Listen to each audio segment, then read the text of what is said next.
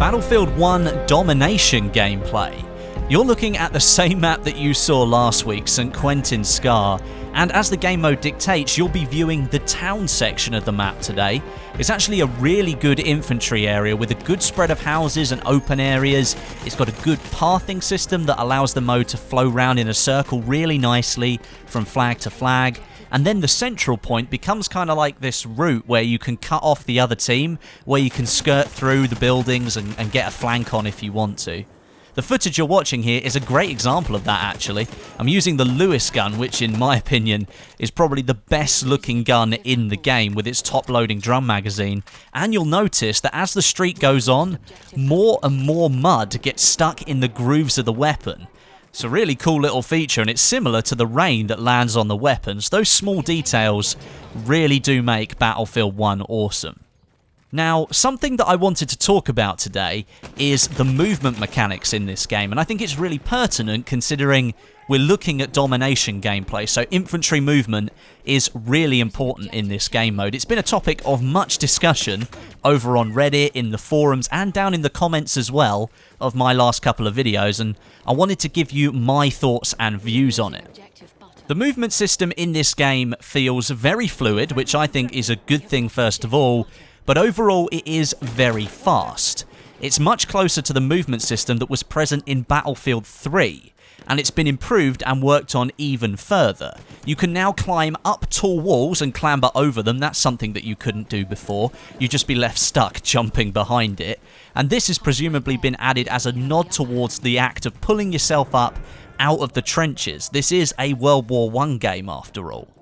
You can also slide into cover now by holding the prone button whilst you're sprinting. Running at full speed and pushing that button will let you slide up to a wall, or maybe there's a car there that you want to get behind, so there's now an animation for that. It's really cool whilst you do it, and again, it's something that adds to the speed of the gameplay here in Battlefield 1.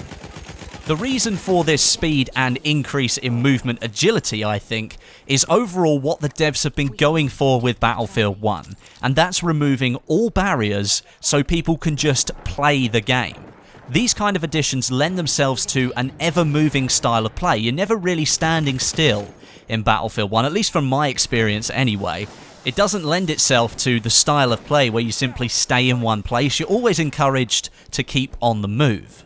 And overall, I think it's a really, really good change. The movement system in Battlefield 3 was probably my favourite of any Battlefield game to date that I've played, and it suited the infantry-focused play of that game. Now, Battlefield 1, yes, is focused around World War I, and that's the dawn of all-out warfare with tanks, biplanes, battleships, etc., but there was a huge infantry element that has to be represented here. Look at the battles like the Somme, for example, where millions of soldiers died on foot fighting for their country. DICE has tried to embody that system with a change-up of the movement in the game, and personally, I really like it. Some people have pointed out, however, that it looks unnatural for the players to be moving so fast, and in some cases, I do agree.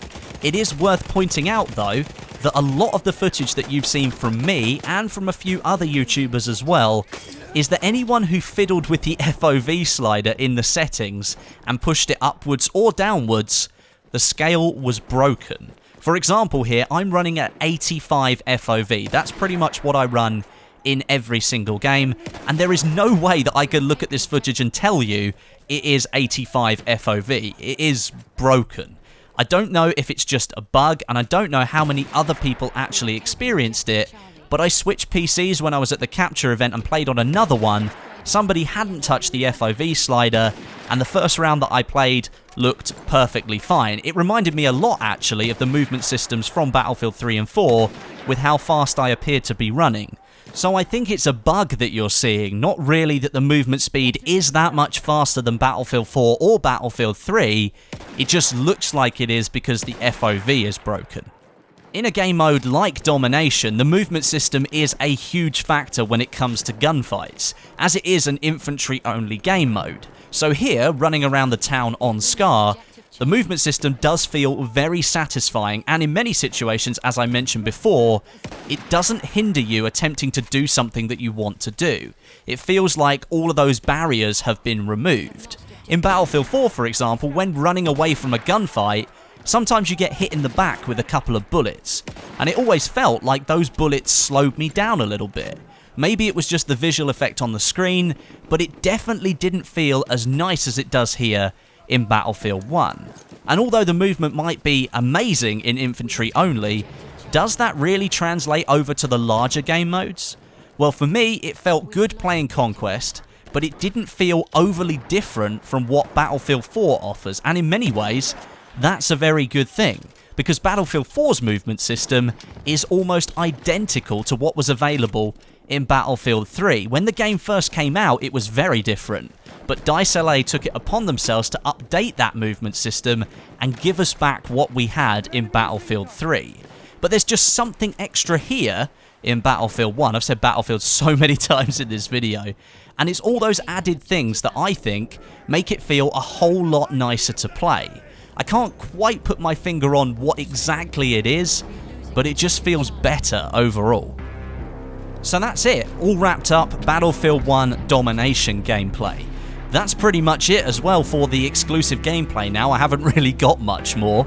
Scar is an awesome map, and no doubt once you get to see the rest of it, you'll be itching to get a go on it. Now, Gamescom is the next stop for Battlefield 1, I'm assuming. I don't have any information at the moment. Who knows what they're going to show there? But as you surely know, I'll be covering all the news and information right here on this channel, so make sure you stay tuned. Leave your thoughts down below in the comments, and until next time, my name is Westie, and I'll catch you guys in the next video.